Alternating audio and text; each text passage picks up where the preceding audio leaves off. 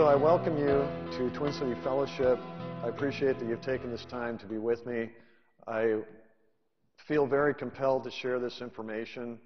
I've been teaching about the New Age for several years, and I'm just, it's something I feel compelled to do.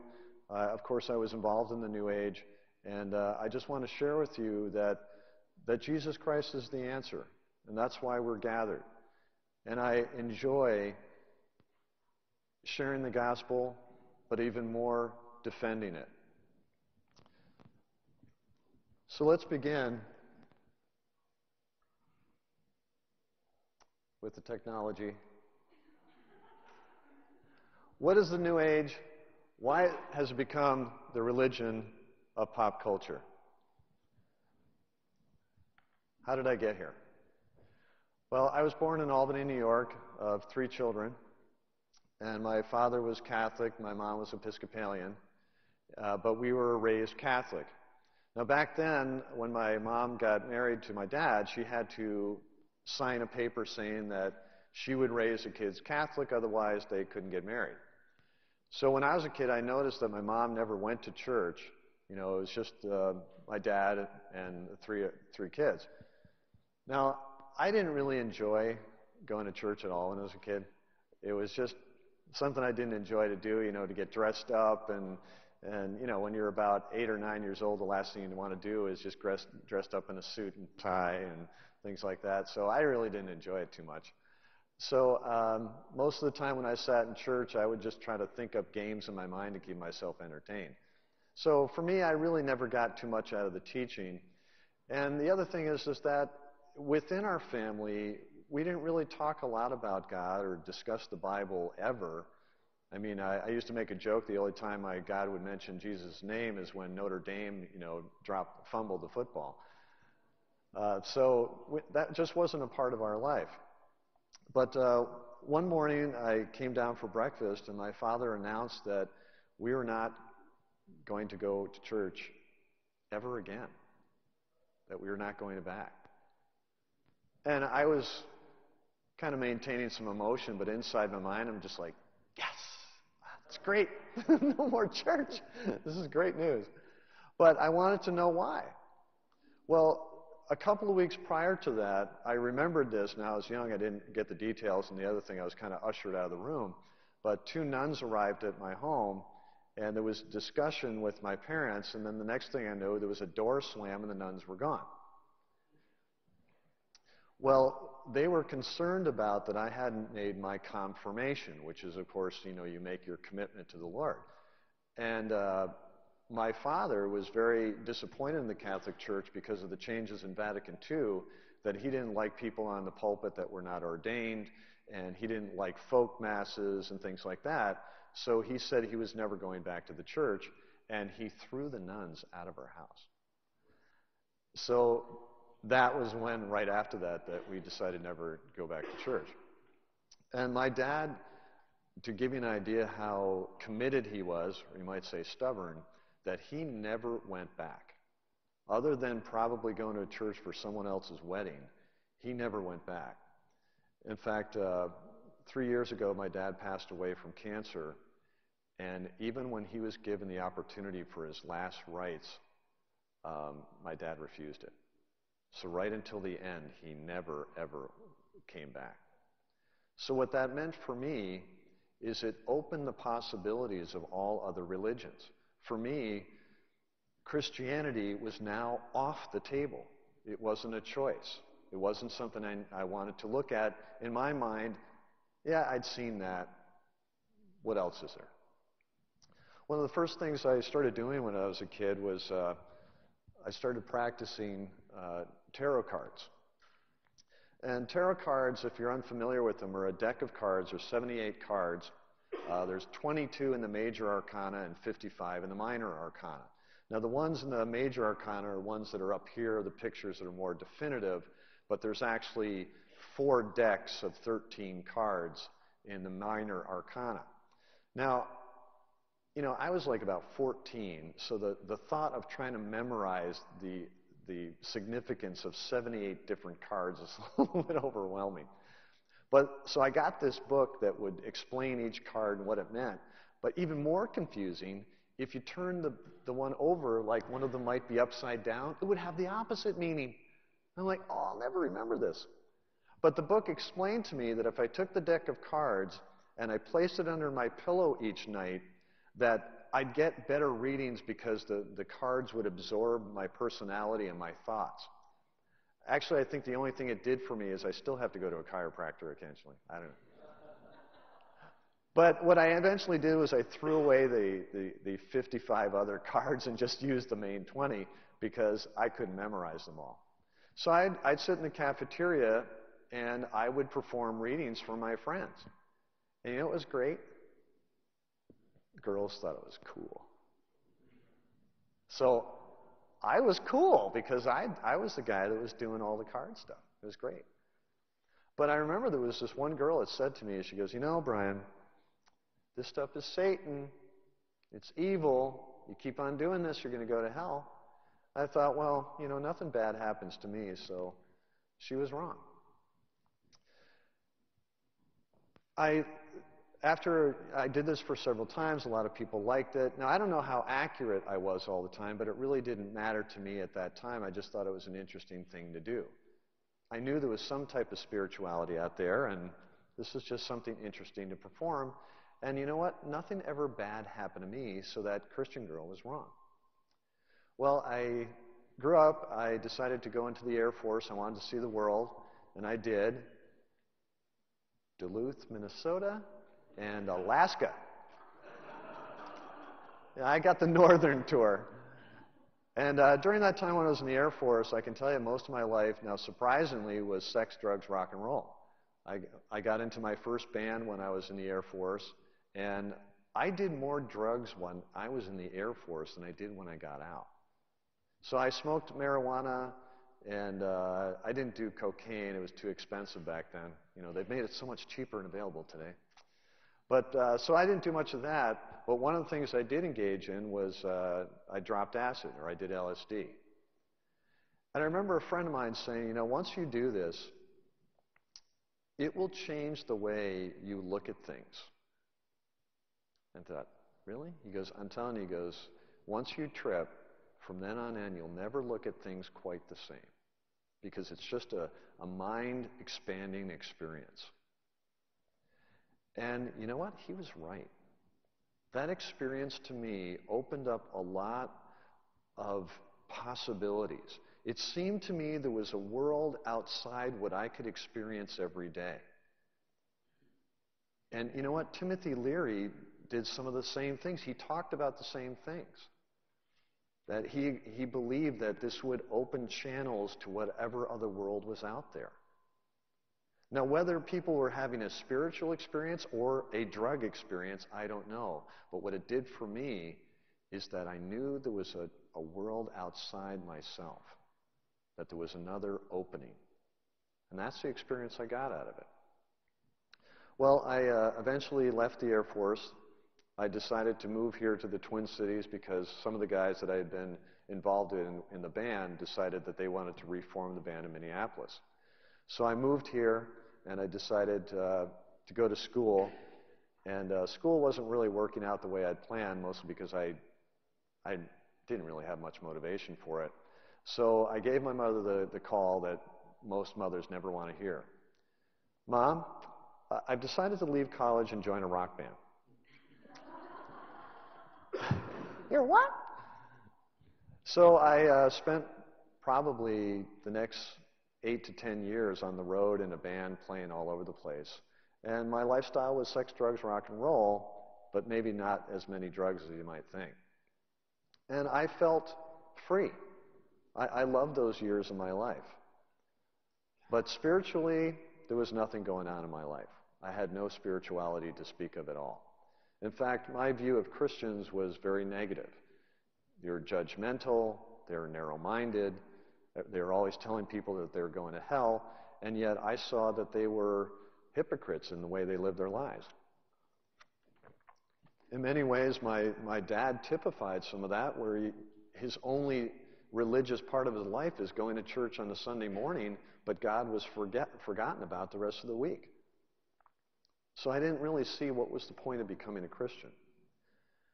I met a woman that was involved in Transcendental Meditation. We started dating, and like a typical guy, you know, we'll get into anything that the woman is into at the time. So she said, you know, you should really try Transcendental Meditation. And I said, okay. Well, to me at the time it was really being sold as, you know, a stress reliever, and my life was pretty hectic at the time, so I thought it might be good. And so I went through TM, and I got some positive experiences out of it. You know, they would instruct you to give you a word or a mantra, and you'd say that word over and over again in your mind, and then eventually you'd get into this state of mind where this calmness or this silence would begin. And I experienced that, and I thought it was great. I'll be talking more in detail about TM later this afternoon. And then I ran into this person that when I told them I was involved with TM, well, she was a Christian, and guess what she said? Well, Brian, you know, that's Satan, and it's evil, and you shouldn't be doing this, and you'll go to hell. Man, I swear these people all come from the same book. And so, well, nothing bad happened to me, so again, the Christians were wrong. Well, I stopped doing Transcendental Meditation. One is, I guess I was too lazy to do it twice a day for 20 minutes every day. Or maybe it was because I broke up with that girl. One of those two. And so I eventually met another woman that I ended up marrying that was very much into a lot of different New Age things. All sorts of different things, from crystal healings to meditations to psychic readings. I mean, just about everything. And again, I thought it was intriguing, and I had no religious background of my own, so I got involved in a lot of some of the things that she was into. Now, after we got married, a friend of mine and herself both decided to go through this course, where at the end of the course, a year-long course, you could perform psychic readings. And I thought, well, that sounds pretty intriguing. You know, I wasn't really interested in doing psychic readings, but the way they described what they got out of it was really intriguing. They said that they seemed to connect with the power or the universal spirituality. And it seemed really fascinating to me. And they seemed to have something. And since I had nothing, well, something's better than nothing, right? So I decided to take the course. So I went to the woman's home that was teaching this, and essentially you just meet with her for the first time, and she performs a reading for you. Now, I have to give you my idea. Even though I'm supposedly such an open-minded guy, I was very skeptical about a lot of these things. You know, I just thought, oh, you know, there's probably some levers underneath the table she'll pull, or you know, she'll try to draw questions out of me and then be able to tell me about myself. So I thought, you know what I'm going to do? I'm not going to really say a whole lot. You know, you ever seen these psychics on TV? You know, they go, you know, to make themselves look like they really, you know what's going on. Well, right now, I'm sensing that there's someone in this room that has a name that begins with a letter. Yes. Thank you, I knew that. So I just thought, well, I'm not going to say anything. You know, I'm not giving her any clues. She's going to have to do me cold. And so she sat across from me, and she closed her eyes for a few minutes, and then she started just telling me things about myself that were right on the money. Now, she wasn't just complimenting me to make me feel good so that I go, oh, yeah, that's me. Brian, you're the smartest man I've ever sat across. Boy, does she know what she's talking about. But it wasn't like that. I mean, she was telling me things about myself that I had never shared with anyone. So I thought, wow, this is pretty interesting. And so I thought, this is cool. I want to do this. And so I began to take the course. So, excuse me. The first thing that we would learn is how to get grounded in Earth's energy. So if I could, I'm going to kind of demonstrate the process I would go through in order to get prepared for a reading. Now, I'm not going to go through all the steps because, hey, you know, I spent a lot of money on this. I'm not going to give it away for free. And the other, I really don't want to teach you, okay? So the first thing that we would do is we would, how about this? I'll sit up here a little bit. Is you would sit with your feet planted firmly on the ground, and you would imagine cords or lines pouring from the soles of your feet deep down into the earth, as deep as you can imagine, down to the heat and light and the power within the earth. You would then draw up that power, up those cords, up those lines, to the soles of your feet, up the back of your legs, and to the base of your spine, which they call the first chakra. And I'll be explaining chakras later on. The next thing, I wanted to be anchored to the energy and spirituality of the universe, so I would imagine this funnel above my head, and all the power and the psychic energy from the universe would pour through this tunnel, through the crown chakra, down my spine, until it would meet with my first chakra. And then I would imagine that power spiraling up and down and surrounding my spine. Now, there's about 7 or 8 steps after that, but now I would be connected with Earth's energy and the spiritual energy from the universe. So that was about the first 6 months of the course, was just getting into that state, and I would practice that practice twice a day for 20 minutes. And I did it consistently. And I really did get a good feeling out of it. There was something there that I was seemingly connected to, and it was a powerful experience. But as time went on, I kept on saying to myself, well, how am I going to do readings? You know, I don't have any special abilities of my own. You know, I don't have any ESP that I'm aware of. So how am I going to do this? Well, the second half of the course was where you meet your spirit guides. Now, I didn't even know there were necessarily spirit guides. I'd heard of angels and things like that, but who are these spirit guides? And my teacher said, well, all of us have spirit guides around us that are supposedly there to help us, but we just don't know about them, but they're there. But she goes, I'm going to show you how you can connect with them. The first half of the course is really opening the door so that these spirit guides could speak, to get yourself in a state of mind where spirits could speak to you. Now I just needed to identify them. So she gave us an exercise where we could identify them. You would imagine a doorway, and each one would step in front of the doorway, so to speak, to introduce themselves. Now, this is all in my mind that I would picture. I'd picture this in my mind. And they all looked different. Some were feminine, some were masculine, some were strong, some were weak, some were more like a cartoon character, some were more like ghostly images almost. And there was, I don't know, about 12 to 15 of them. But I found out that there was a couple of them that I would probably use the most. And I asked, well, why are there so many? Why do we need so many? And she said, well, when you're doing readings, you know, every person's different, and that particular person you're doing reading for may require a different guide. It's like, wow, this is really complex. But that was fine with me. So I got to know my spirit guides. And a lot of times my spirit guides I used to divine things for myself.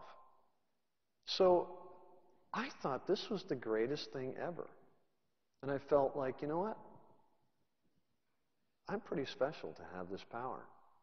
I'm really connected. And there's so many people out there that are not connected at all. And that's too bad. So after the course concluded, I was doing readings. I actually was doing readings before the course concluded. And I would do a reading for people, and they'd love it. And I wasn't accurate 100% of the time, but they never say you're going to be accurate 100% of the time. But I was doing great things for people. People would call me up afterward and go, oh, Brian, that reading you did for me was just fantastic. You really helped me a lot. I want to keep your number because I want to come back and do it again if I need some other things. And I said, well, great.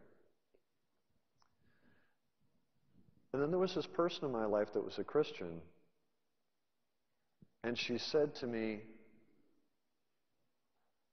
even though we disagree, I want to be your friend.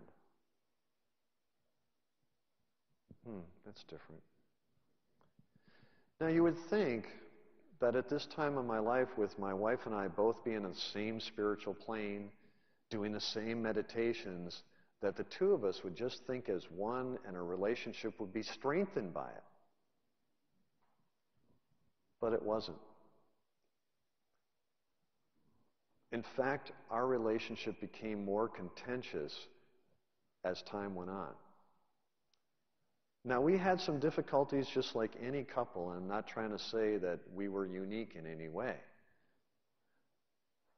But looking back, I can't remember a time when I was ever so mean to anyone. I just felt angry all the time. And at the same time, I was supposedly so spiritually connected. So, I lost my wife, I lost my house, I lost my car, and I had to file for bankruptcy. And my spirit guides never told me any of this was coming. So, I moved out of my house, I sold the house, moved in with a friend that I hardly knew, and I never saw any of it coming. This particular friend, even though she was a born-again Christian, she maintained a friendship with me even though she disagreed. And she asked me, would I be willing to go to church again? And I said, okay. So I went to church, and it was the first positive experience I'd had in church in a long time. Forgetting about the church and the pastor and the teachings, I'll tell you what probably swayed me more than anything. It was you. I tell you, as a New Ager, they watch you. We really watch you. Because you make a significant, unique claim that you say that there's only one way, and it's Christianity. So I have a very skeptical view. But you know what impressed me? That this guy Jesus and this religion you were into was really an important part of your life 24/7. It wasn't just on Sunday. This was in your life all the time. And that impressed me. There was something that you had that I felt that I lacked. I just didn't know what it was. During that time, there was a gentleman that was going to be speaking at the church, and he was a supposed scientist who could prove that the Bible was historically accurate. Yeah, right. Okay.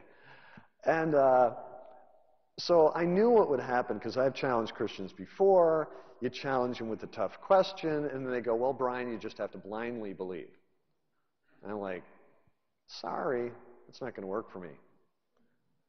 So I went to this seminar pretty much thinking, I'll ask this guy some tough questions, he'll fold, that'll be the end of the meeting.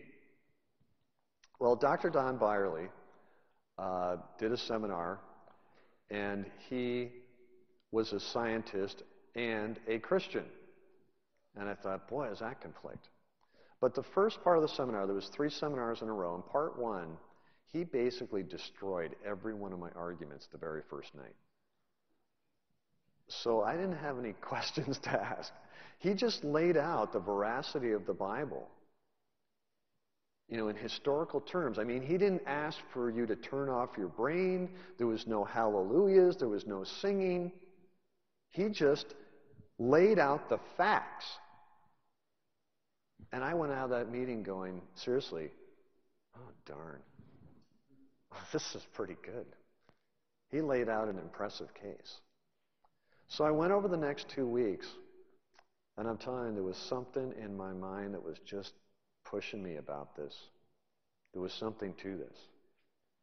So the last night, he explained a story in the Bible, whereas you're familiar with the story of Abraham being asked to sacrifice his son Isaac. And God asked Abraham to travel 50, 60 miles, to walk 50, 60 miles to a particular location. And of course, you know at the end of the story that there was no son sacrificed there that day. But 2,000 years later, on that same spot, Golgotha, is where a son was sacrificed. And I just went, oh boy, that can't be a coincidence. I think that's the story that finally pushed me over the edge. And at the end of that seminar, I accepted Jesus Christ as my personal Savior because I knew He was the truth. As I walked out to my car, this voice came into my head that I was very familiar with. And it said, "Brian, you're not a Christian. You just said some words. You're not a Christian. You can't live that life." And over the next couple of days, I engaged in drinking a lot of sinful behavior that I'd never done previous to that. I got drunk. I never drank at home. I got 6 packs, drank at home, got so drunk 2 nights in a row I had to take off 2 days of work because I was too hungover to get up and go to work. So I remember it was a Wednesday morning because I didn't go on work Monday and Tuesday. And I sat there and I went, why am I doing this? Why am I behaving this way at this time? Aren't I supposed to be a Christian now? And then, like a veil being taken up before me, I understood that in Satan's attempt to keep me where I was, he had to reveal who he was. Why were these spirit guides who were so friendly now turning against me? Why, if I'm moving towards Christianity, are they upset? Because they're opposed to him. And if they're opposed to them, who does that mean that they are? They are demonic. And I got down on my knees and I prayed and I asked God for my forgiveness. And I knew right then I had been wrong my entire life, that Jesus was Lord and I had been in the wrong place and involved with the wrong spirits. From that point forward, my life turned dramatically because I was now under the blood of Christ and no longer deceived. And it was the greatest single moment of my life. And I am so pleased that there was a friend in my life that was willing to share the gospel with me. From that point forward, God began to give me a direction. And that was to share my story. People wanted to hear it. I began to share it. So this morning I'm going to share with you some of the concepts of the New Age. But a lot of people would start off by saying, well, wasn't that all evil, or wasn't that all a fraud? See, I had an argument at the time. I had an experience. It was real. It was good. Therefore, it had to be God. See, that's what I thought. Wasn't I doing good things for people? I mean, weren't they enjoying my readings for them? Oh, yeah, I was doing good things. So if anybody criticized that I was involved in something evil, I'd just say, hey, I had an experience. It was real. It was good. It has to be God because it was good, right? No. Now, why isn't it good? You see, the reason that demons would do good things is that there's a larger agenda. So while these people would come to me looking for guidance, they were depending upon me to give them guidance in their lives. But where was the guidance coming from? From a demonic entity. So what would happen is people would become more dependent upon me than seeking the truth of God. So that would mean that more people would rely on demonic entities rather than ever seeking the truth of the Lord. That's the long-term goal. So why not give them a little bit of good information here every once in a while, and that'll keep them where we want them. Now, do demons know the future? No. Only God knows the future. But then, how are demons able to divine, supposedly, the future?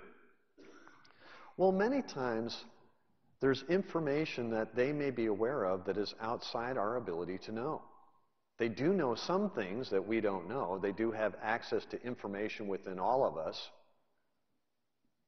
But they don't really know the future, but they may have insight based on their own knowledge that may appear that they know more than they do.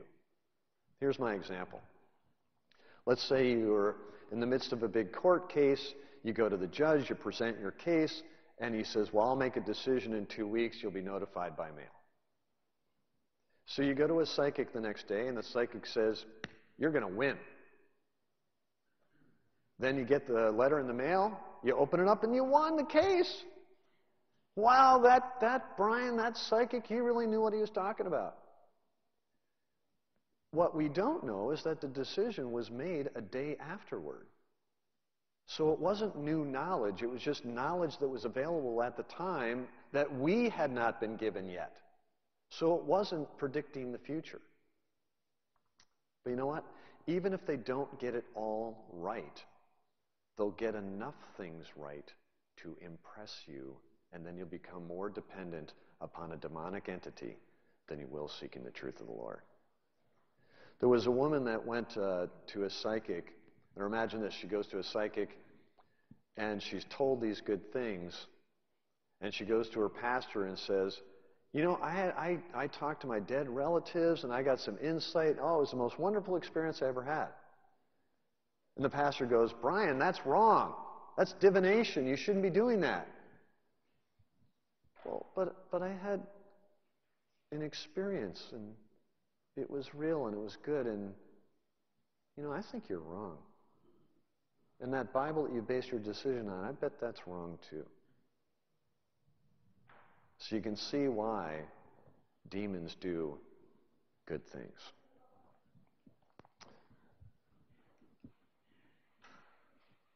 See, for Satan himself masquerades as an angel of light, it is not surprising then if his servants masquerade as servants of righteousness. Now, during my research, you know, you think if I'm going to do seminars on the New Age, I really didn't know a lot about it. You know, I practiced it, but I didn't know a lot about it. So I started doing some research, and I read this book, and I found this to be a very interesting discovery. There was a description in this book by Peter Jones called Spirit Wars, where they had a practice by witches. Now, see if this sounds a little familiar to you. Bring that energy up through your roots into your body. Let it come in through the soles of your feet, ride up your body all the way to your fingertips. Feel that power of the energy. Now allow that energy to spiral around your spinal column, rise and then allowing the energy to sprout out your head as branches. And I read that and I went, well, that's witchcraft. I was involved in witchcraft. Actually, I called Peter Jones, the author, and I told him this, and I got in a conversation. He goes, you know what you were really doing? He goes, you're doing a form called Kundalini Yoga. I said, oh, what's that? I'll explain that this afternoon. So let's now go into a little bit about what the New Age believes. Now, this part of the session, this is going to be anti-New Age, so you're going to have to do something completely opposite than the New Age. You're going to have to think. Thinking only, okay? Because that's the opposite of New Age, because they base all their decisions on feelings. So we're going to be talking about what they believe about God, evil, morality, and what do they believe about the Bible. And, of course, truth. Well, Marianne Williamson says God is impersonal, but you can have a personal relationship with God. Huh? God is an impersonal object like this glass of water, but I can have a personal relationship with the glass of water. I do feel something inside. That's a nonsensical statement, but again, I told you, we're going to be thinking today. The source of all creation is pure consciousness, pure potentiality, seeking expression from the unmanifest to the manifest. In other words, you can divine your own future, you can manipulate your own future. The creation is just pure consciousness out there that you can have the power to manipulate. Sounds attractive. Kneel to your own self, honor and worship your own being. God dwells within you as you. Remember, but not for the grace of God, we would not be God. Okay, I'll go with that.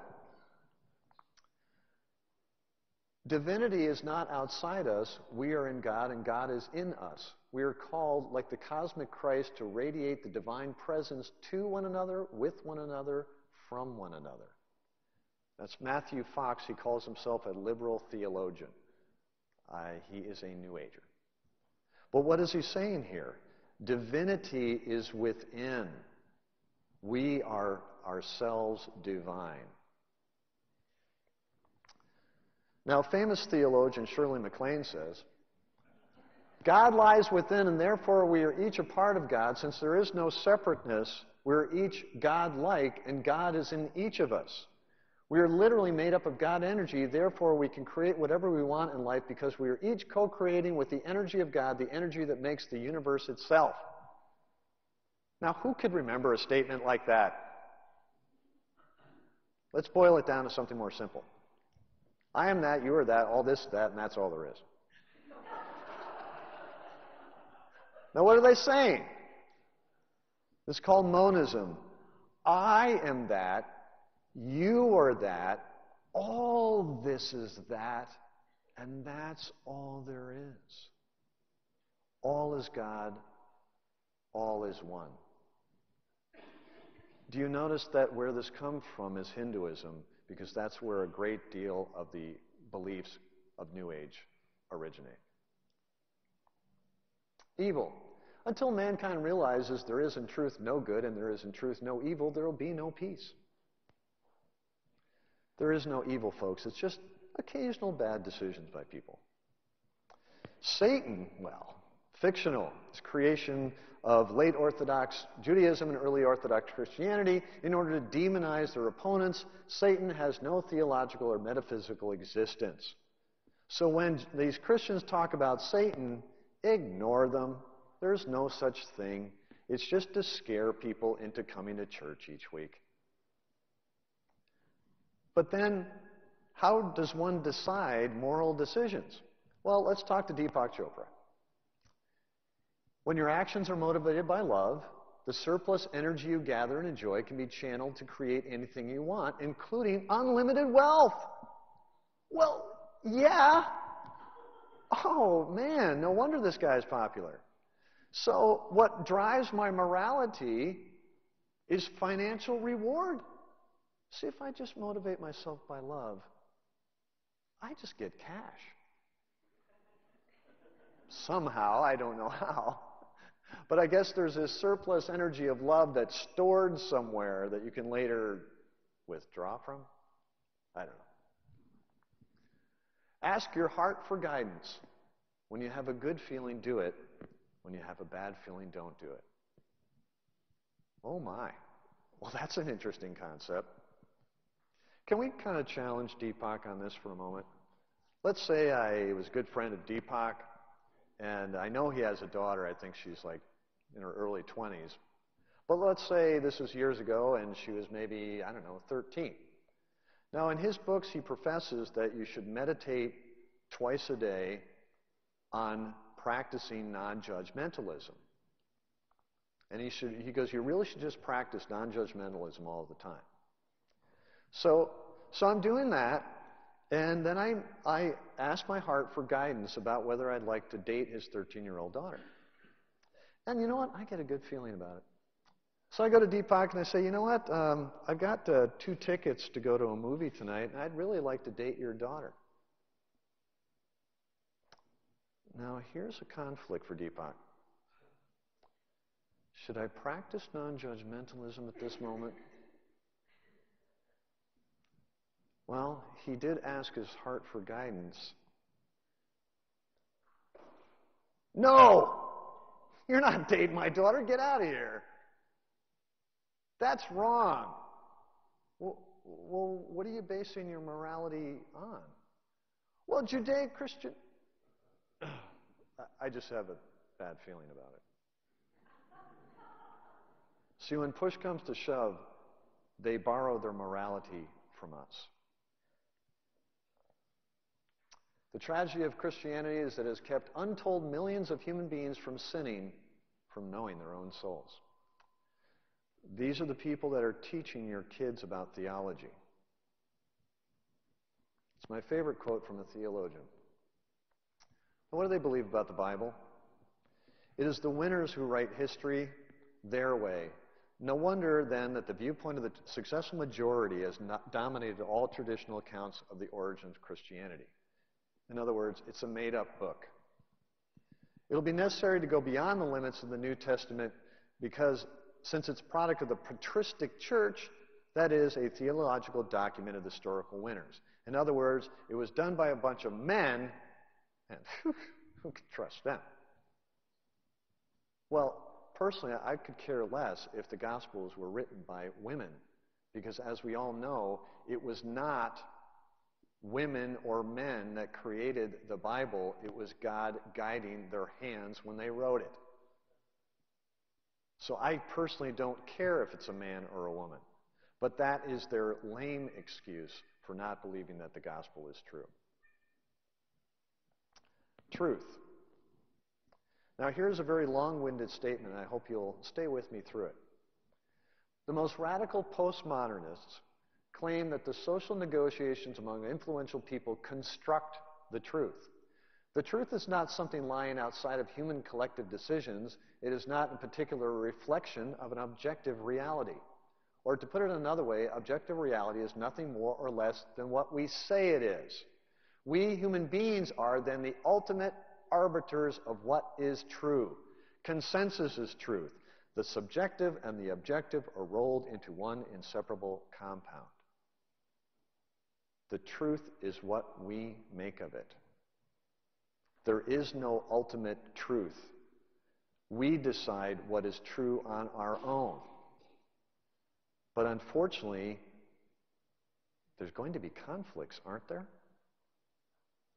You see, this is the same type of view that dominated Marxism. That truth was built upon those in power, influential people construct the truth. But the reason Marxism fell is because it was a lie. Because there was a greater truth beyond and above us. As Christians, we believe that there is an ultimate authority and an ultimate source of truth that is above us all.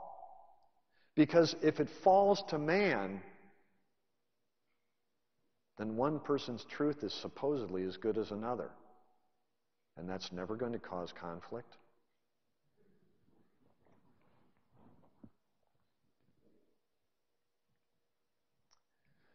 Deepak Chopra said in Newsweek some years ago, they say you have to give up everything to be spiritual, get away from the world, all that junk. I satisfy a spiritual yearning without making people think they have to worry about God and punishment. That's an attractive statement. Since 1521, the British monarch has borne the title of Defender of the Faith. When Charles becomes king, he intends to drop the definite article and be known as just Defender of Faith. As he explains, all religions contain common elements of truth. There is no truth. Pick your religion. Go to the cafeteria at the religion store. Pick out whatever you want. Mix it together. And there's your religion.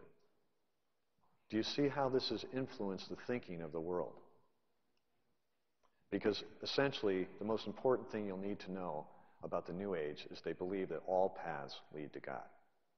There is no truth about God. You can decide for yourself. But is that really true? You know, I've had so many conversations with New Agers over the years on trying to convince them that this is an irrelevant point, that this cannot be true.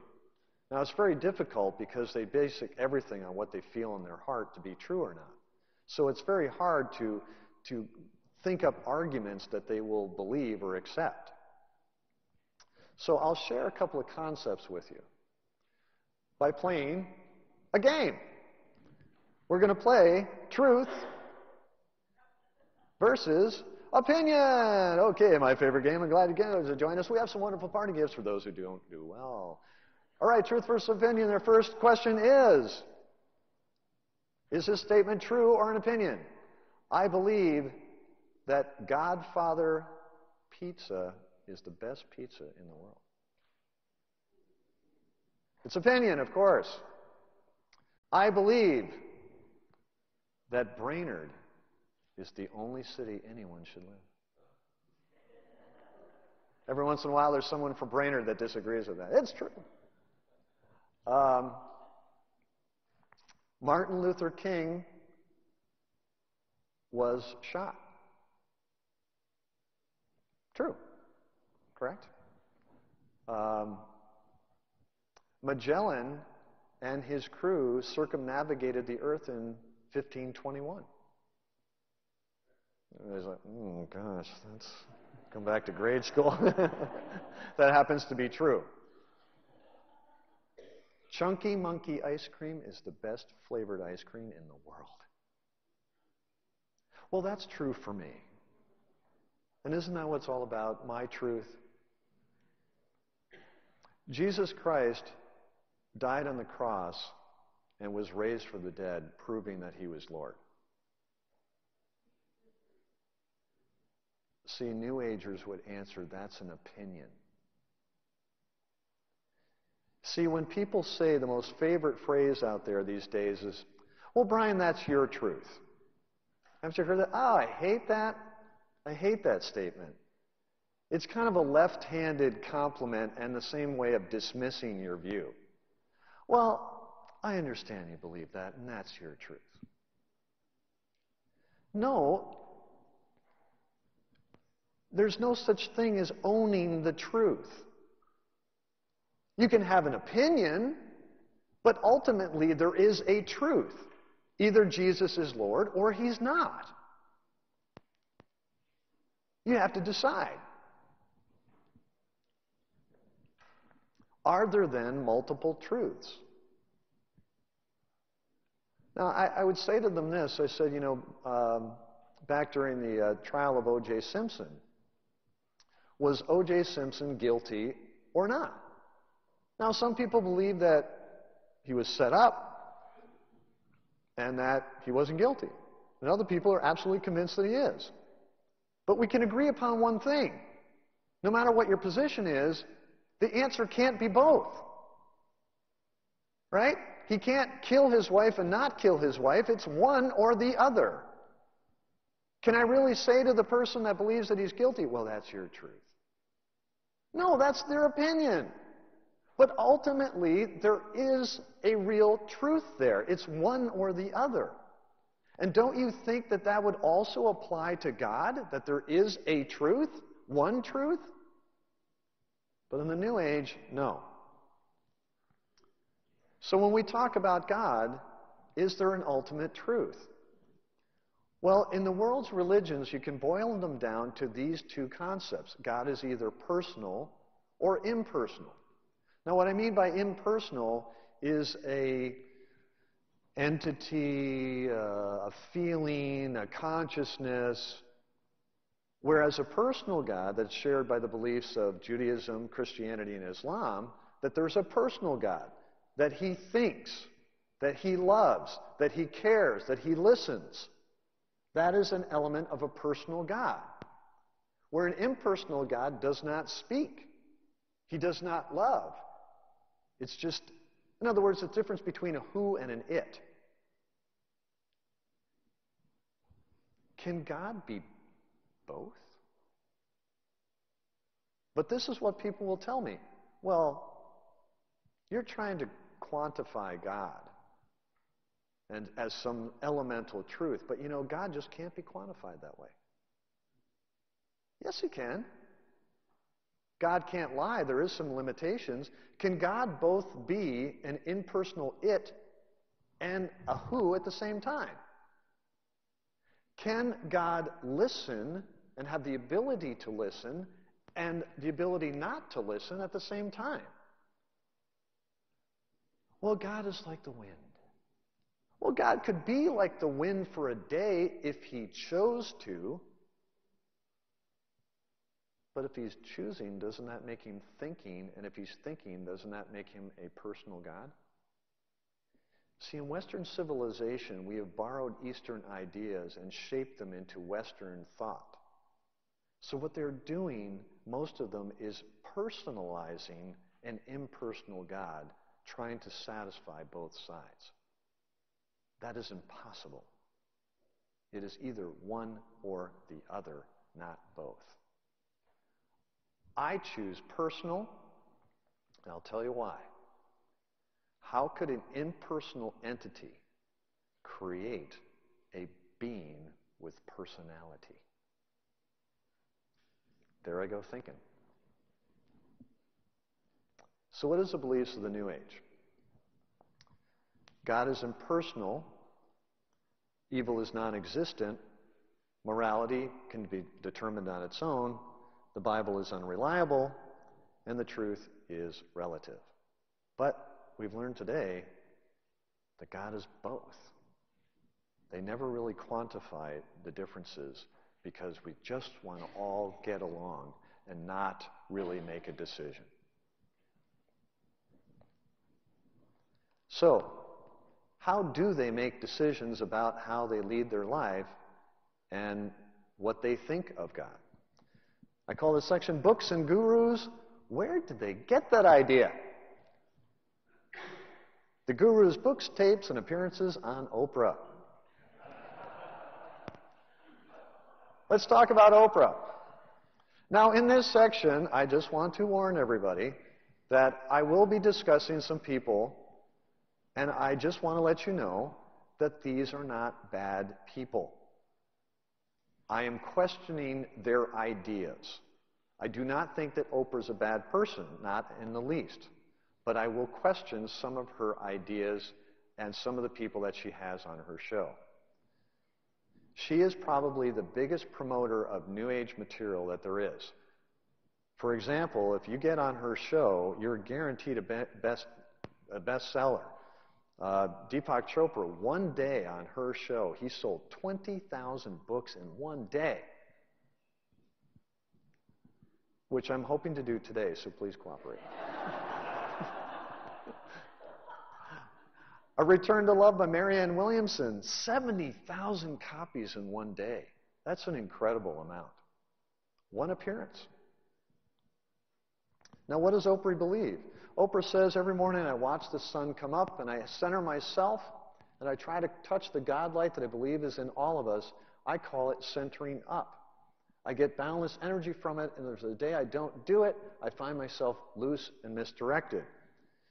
As I studied the New Age movement, it all seemed to say exactly what the Bible has said for years, but many of us were brought up with a restricted, limited understanding of what the Bible said. I think she's a little confused on that. If she cannot tell the difference between the Bible and the New Age, she is badly misinformed. Now, I know she grew up in the church, but I think she's been a little bit swayed lately. She says this, one of the biggest mistakes we make is to believe there's only one way. There are many diverse paths leading to God. Again, that's a view that can't be held by a Christian. The rest of the people can, you know what, they can believe what they want, but if you call yourself a Christian, you can't believe that Jesus is the only way and believe that there's other paths at the same time. That's a conflicting view. You can't hold both. Now, this is what she does on a daily basis, and I think this is very instructive, and I want you to keep this in mind for the second half this afternoon.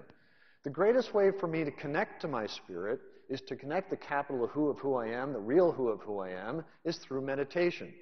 She's prayed all her life. I grew up speaking in the church, praying, offering prayers. I think the first word I was taught to speak was prayer. But meditation, she said, for her is different. It's just being still and knowing that there is something much greater than yourself at work within yourself. It is that stilling and the quieting of the world outside so that you can come to know the truth, the authentic truth of who you really are. So by this practice within, I get to know myself better. We'll discuss that later today. Anthony Robbins. Now you might wonder, why do I bring up a guy like Anthony Robbins? He's the kind of the positive, motivational guru, probably more prevalent in the 90s. He wrote a couple of books, Unlimited Power and Awaken the Giant Within. Now, I tell you, I was a big Tony Robbins fan because I wanted to control my life and be motivated and do really well. That's one of the things he does. I'll explain what that is later. And so I was just intrigued. Why? Because I wanted to get stuff. And I knew that my deep, unconscious trouble from my youth and my upbringing was limiting my ability to expand and be successful. And if I only raised my voice like this, I'd be more successful. Well, maybe for Tony. But what does Tony believe? 2 or 3 times a month, I'd attend a totally different type of worship, Lutheran, Catholic, Buddhist, whatever. As a result of this, I began to truly live at a more spiritual level, where I began to appreciate all people's spiritual beliefs. Even if I didn't subscribe to their particular rules or perceptions, I had a much broader base of understanding and compassion as a result. In other words, he doesn't seem to believe anything in particular. Now, he uses phrases from the Bible in his books. But his goal, of course, is first to live your life in such a way that causes you to feel tons of pleasure and very little pain. Yeah! All right. I had a friend that used to do that on a nightly basis with a bottle of Jim Beam. But what happens is when you create your own reality, you are responsible for it. Psychologist Ken Wilber says, I call it neurogenic guilt. Guilt caused by the New Age mentality. You create your own reality, you control the entire world, and if you get a disease of any sort, it's your fault. If you're in charge, everything is your fault. Oh, that's kind of a negative side to being God, isn't it? So why does he put phrases of the gospel in his books? Well, as we all know, there is certainly wonderful, logical, loving things in the gospel, and why not use them? The other thing is I think he thinks by quoting the Bible, he'll look like he's a Christian. Maybe some people will buy the book that are worried about whether he's New Age. I don't know. But when he uses them, he takes them out of context. Now, the King James Version says, where there is no vision, the people perish. Now, he takes that and he says, well, we must program ourselves for success and create a plan for a compelling future. Is that what that says? Actually, where he's getting is that where there is no revelation, the people cast off restraint, but blessed is he who keeps the law. That isn't a way to program ourselves for success and future. Where this is talking about, remember Moses, where he was, God gave him the 10 Commandments, and he went down the hill with the 10 Commandments, and what did he see? People that had cast off restraint. See, Tony Robbins isn't saying to follow narrow laws. He's not. So he just uses the Bible out of context, which you'll see New Agers do all the time. They borrow from it when it's convenient for them.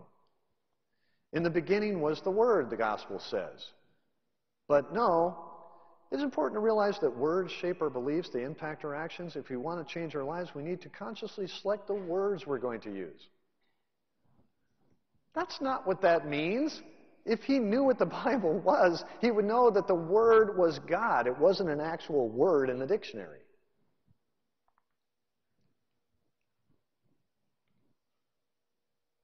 Now, here's the Bible in context that you will never see in a self-help book. If anyone would come after me, he must deny himself, take up the cross and follow me. Oh, I don't think we should put that in the book, Tony. I am the vine, you are the branches. If a man remains in me and I in him, he will bear much fruit. Apart from me, you can do nothing. Oh, that doesn't sound very self-empowering. See, the single greatest potential God desires to maximize to its fullest is serving Him, glorifying Him, and humbly walking in obedience to Him. I will venture to guess that if you went through every self-help book, the word obedience would not be found. Obedience is never used in our culture ever, because that means being subservient to something greater than yourself rather than just yourself. That's not going to be found in a self-help book. My favorite book of all time that I like to share with you is Conversations with God.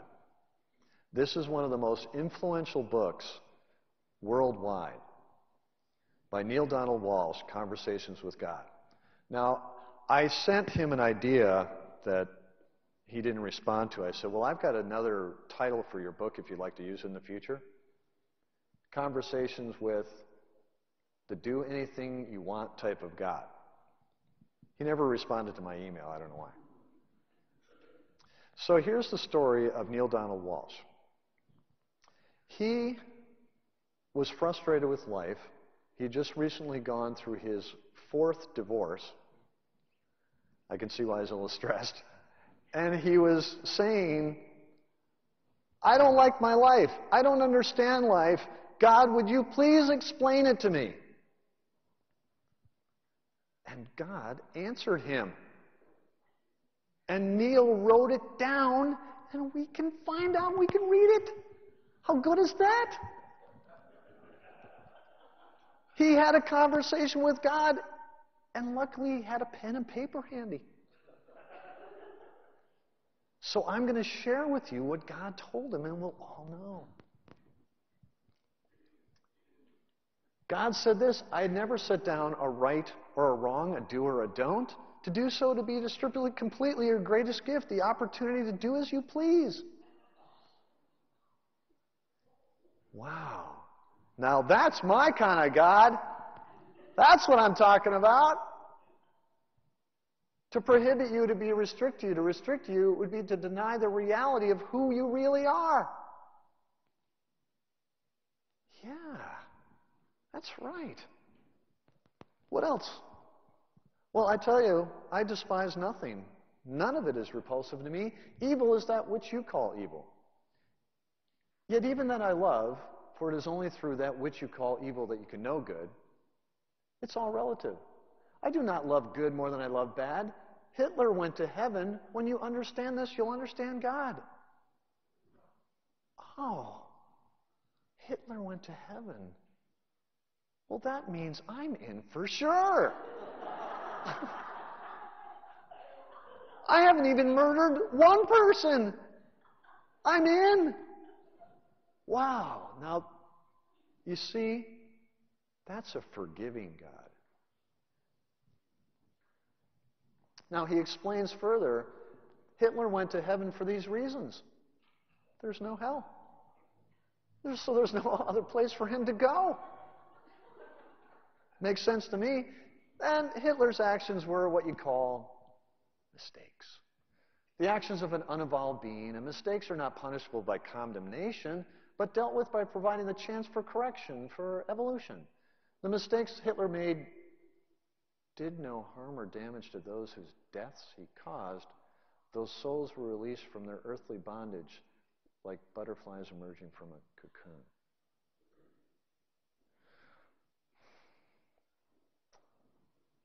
I wonder if Neil and his God would be willing to take a tour of the Holocaust Museum. Now, I didn't realize that Hitler, when he killed people, was just releasing people. That's a despicable statement. But this book has sold millions. Now, Neil and God get into a little disagreement here. I call this section of the book Contradictions with God. God says, if you ever take an alcohol into your body, you have very little will to live. Well, I drink very moderately. The body was not meant to take in alcohol. It impairs the mind. It's wrong. Did God say something was wrong? I thought there were no wrongs. See, a lot of people will say to me, oh, Brian, you don't like the book because you're a Christian. See, you're just going to compare it to the Bible, and if it doesn't adhere to the Bible, then it's wrong to you. I don't need the Bible. God contradicts himself in his own book. I don't care if you're a Hindu, you should be able to see through this. Treating others with love does not necessarily mean allowing them to do as they wish. I mean, you can't let them do what? What is wrong, God? So God's now saying there are wrong things to do. I thought that there were no wrong things. See, I believe that a true God would not contradict himself. Now, here's where God to me imitates some guy in a bar. Imagine, ladies, you're sitting in a bar and this God comes up to you. Hey, baby, put away your pointless taboos and restrictions upon your sexual energy. You know what I'm saying, baby?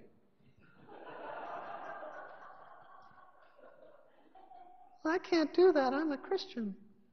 Well, let me tell you, baby, what has been described as the fall of Adam was actually his upliftment. You know what I'm saying? The act of Adam and Eve was not original sin, but in first blessing.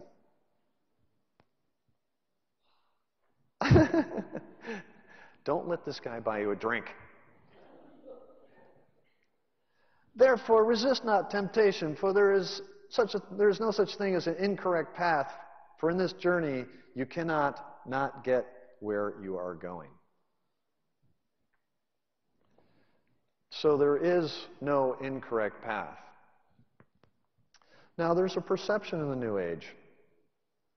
Is God only love? Is God only love? Now, this is an argument I get into with New Agers all the time. That they view our view of God as being, a punisher. Our God is just love. Now, imagine this. You're a parent, and how many people have children? Okay, all right. You're the ones that look like you're tired. Okay. Now, how many of you can remember back to the age of 14? Okay, none of you. All right. But if you can try, remember when you were a kid, you wanted to do certain things, so your parents were always telling you no. No, you can't do that. But Johnny Johnson's parents I don't care. So, your child decides that he wants to hitchhike out to California by himself. And he knows that if he goes to Dad, Dad's going to say no. But recently, cool Uncle Larry came to live with them, and if I ask Uncle Larry, he'll say yes. Uncle Larry spent most of his time in Haight-Ashbury during the 60s, and he says yes to about anything. So he goes, yeah, man, it's cool. You can go. It'll be a trip out there. You'll love it.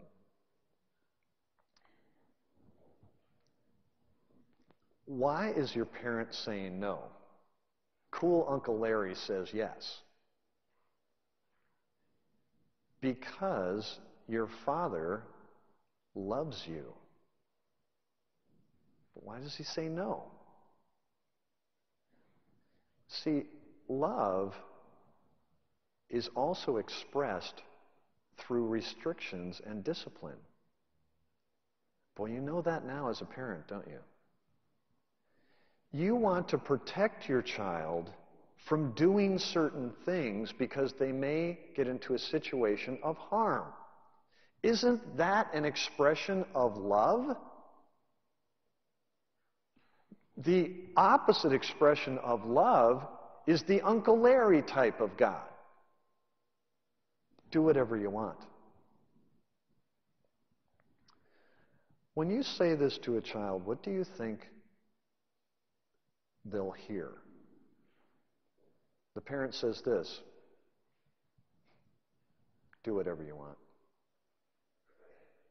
What's the translation? I don't care. A true God of love would discipline and place restrictions on its children. So by their definition, their God can't be love. In Hebrews it says, my son, do not make light of the Lord's discipline, and do not lose heart when he rebukes you, because the Lord disciplines those he loves, and he punishes everyone he accepts as son. A true God of love would set restrictions. That is why I know that the God inside of the book of Conversations with God is not God. His God is a God of ambivalence. And here he proves it. God says, you're living your life the way you are living your life, and I have no preference in the matter. This is a grand illusion in which you engage. That God cares one way or another what you do. I do not care what you do, and that's hard for you to hear. Yeah, actually it is hard to hear.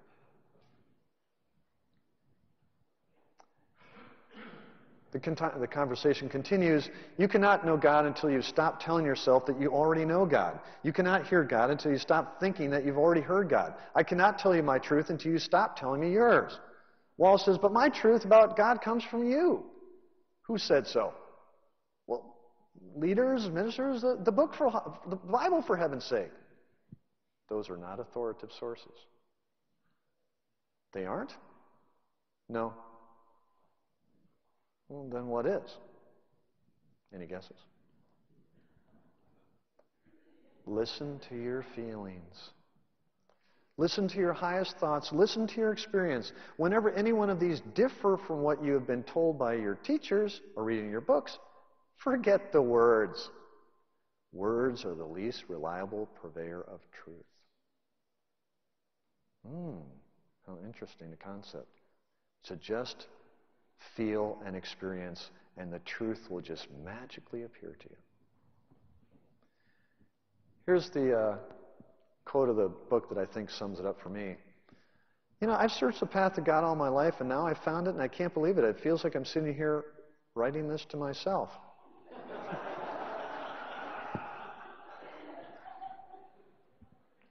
You are.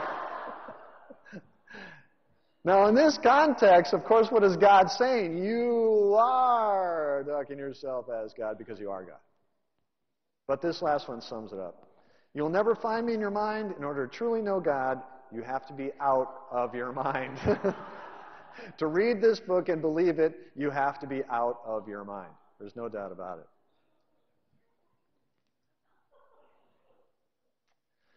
Now, I'll give you a little insight of what Neale Donald Walsch is up to lately.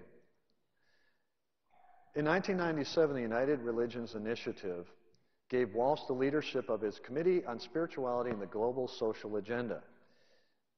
Walsh said they expect the creation of a United Religions organization similar to the United Nations between the year 2000 and 2015. At the URI Summit, Walsh said he represents the 1 million truth seekers who have purchased his books and made him the latest superstar in the spiritual circuit. If anything, I represent a new paradigm of religionless religion, a religion without structure, a spirituality without boundaries. This is kind of where we are heading. And who is in the way? We are. See, if we would erase doctrine, maybe we'd all get along and we could have one world religion.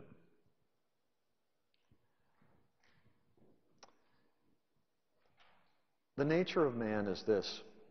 He will oppose and will exalt himself over everything that is called God or is worship, so that he sets himself up in God's temple, proclaiming himself to be God.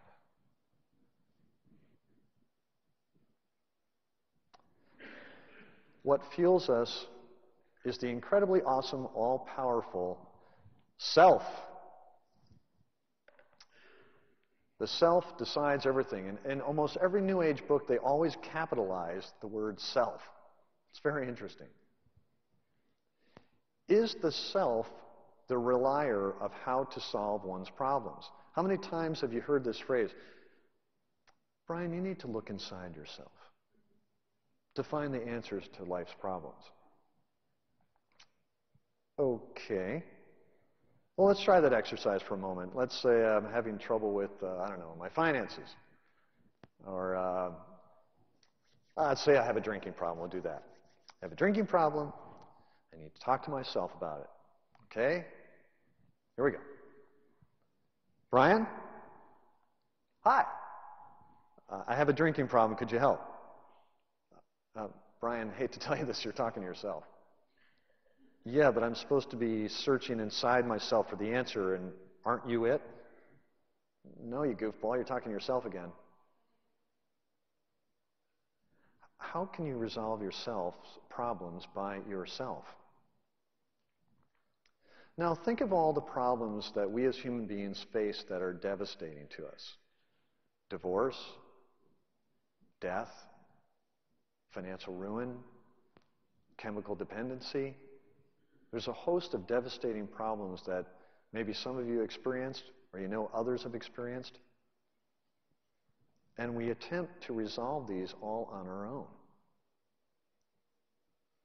I don't think that's the best way.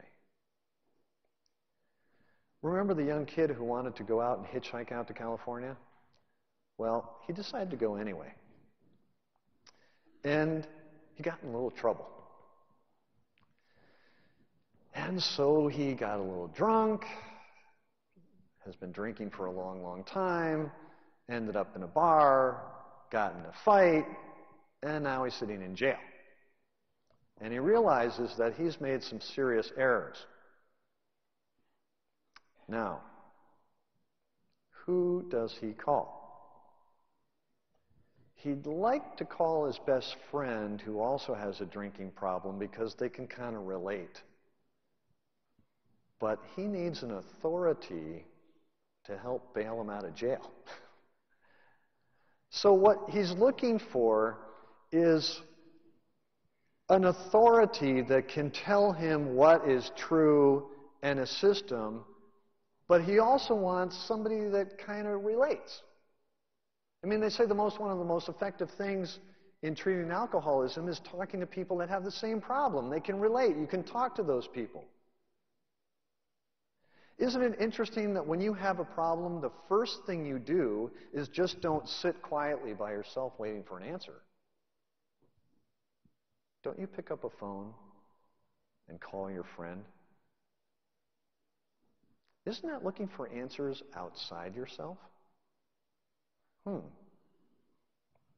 So the dilemma is, again, the same thing. I need an authority and then one that can relate. Does not sound like Jesus Christ. He is God. He is our authority. But because he lived the life of a man, he relates to you because he experienced the complete human reality. The answer will never be found inside yourself. It will be found outside yourself in the only authority that there is, that is Christ Jesus. The solution that the New Age offers is empty. Deepak says, and when you realize that our true self is one of pure potentiality, we align with the power that manifests everything in the universe. It never works. It's interesting to note one of the biggest complaints that New Age teachers say is that, my people come to me and they constantly complain. They've gone through this modality, they've gone through this type of practice, that type of practice, listen to this guru and that guru, and they keep on saying it at the end of it, when will this end? Never on the path you're on.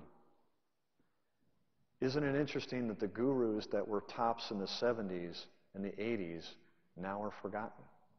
That the guru that they were into a couple of years ago has now been replaced by somebody new, thus proving that their ideas didn't work in the first place.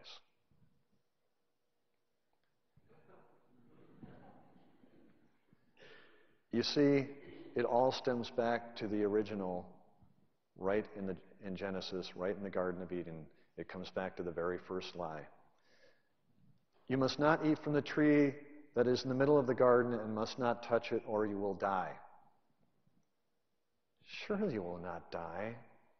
For God knows that when you eat of it, your eyes will be open, and you will be like God, choosing for yourself and knowing good and evil on your own. There's nothing new about the New Age, except for one thing, that some of the beliefs and the ideas have entered the church, and I will be addressing that after lunch.